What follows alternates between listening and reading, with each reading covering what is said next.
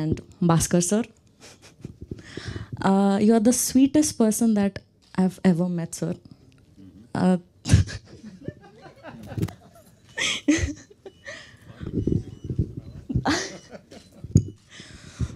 So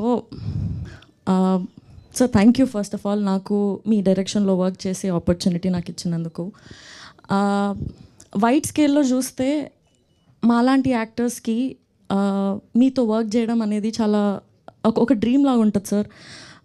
చిన్నప్పటి నుంచి మీ movies చూస్తూ మీ మూవీస్లో ఉన్న సాంగ్స్ పైన మేము వైబ్ అవుతూ సార్ నేను ఆల్రెడీ సతాయిస్తున్నారులే మీరు.